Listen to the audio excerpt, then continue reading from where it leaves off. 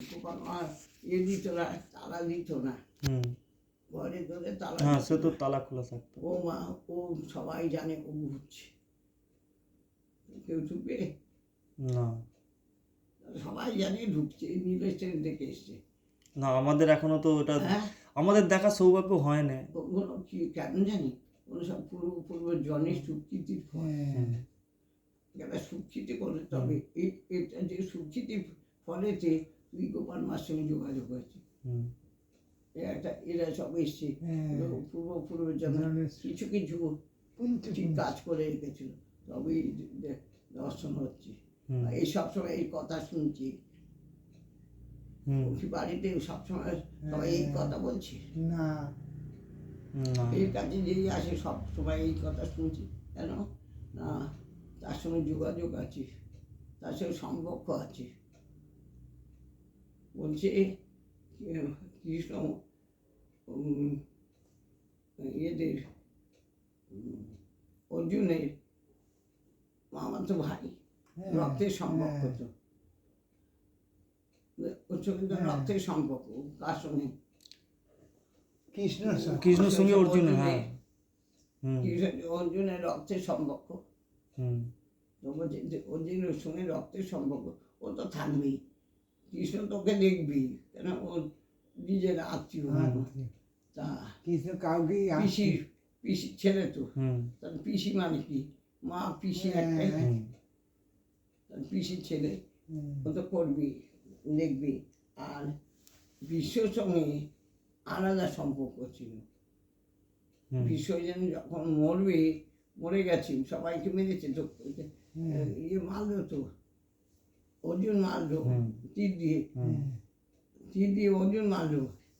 ও অপেক্ষা করছিল যতক্ষণ না আমি ভগবানের চরণ দেখতে পাবো, ততদিন আমি মরবো, দেহ ছাড়বো না ততদিন ছিল, ততদিন মারি। আর উত্তরায়ণের জন্য অপেক্ষা করছিল, উত্তরায়ণ প্লাস কৃষ্ণ দেখে বিশ্ব গিয়ে তবে মৃত্যু হয়েছে। আর বলছে ওর সঙ্গে গভীর সম্পর্ক, বলছে ভক্তের সঙ্গে আলাদা, আর অর্জুনের সঙ্গে সখা এ করতো, কিন্তু অর্জুনের সঙ্গে ভক্ত একটা।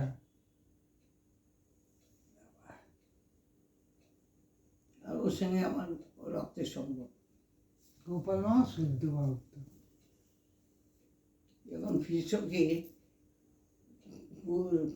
মেরেছিল, রক্ত মেরেছিল, এই সময় গোপাল মা এইটা কেটে গেছিল। হ্যাঁ, ওটা তো ওইখানে ফিঙ্কি দিয়ে ওইখানে পড়েছিল, ওই বিশ্বর সরসজ্জার ওইখানে পড়েছিল। ঠিক, তাহলে ওইখানে বা ওই সময় গেলে কেন যাবে, কেন ওইখানে বা যাবে কেন? সব কিছু এইগুলো সম্পর্ক আছে, সব করা থাকে।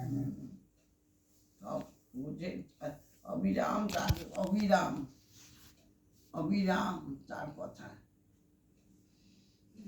তার কথা বলতে বলতে তার সঙ্গে কি হচ্ছে, গভীর সম্পর্ক হচ্ছে না, যুক্ত হয়ে। এই যে ওর মা সবসময় কি করে ওর কথা বলছে, বলতে বলতে কি হচ্ছে, গভীর থেকে গভীরতম সম্পর্ক।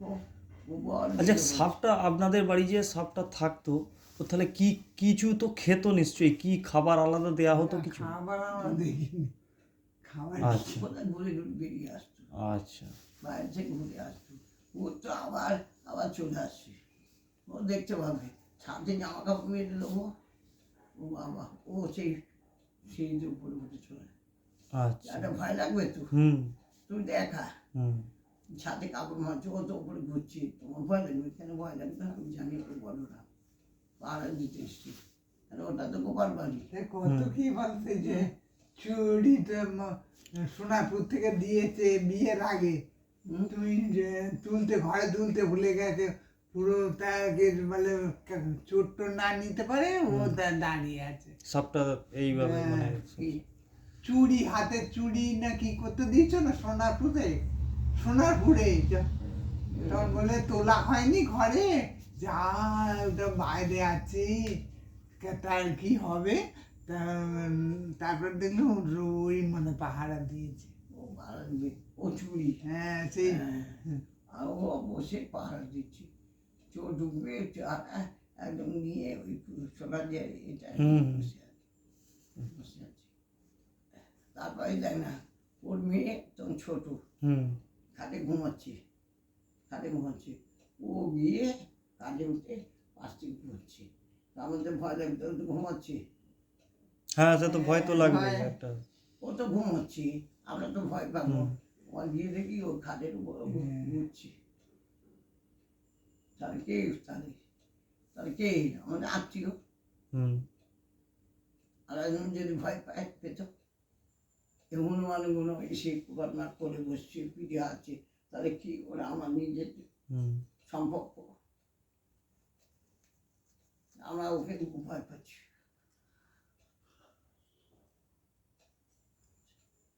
আমরা ওকে নিজের ভাবি না, ওখান মতো ও আমার পরিবারের একজন। সবাই তো ভগবানেরই সবাই তো ভগবানেরই অংশ, তো ভগবানের তো সবাই আপনই হবে। আপন এটা এ ভাবি সব আমার আপন। এখানে এসে যত লোক সব আমার আপনজন, সবাই একে দেখছি, ও আপনজন বলেই তো দেখছি।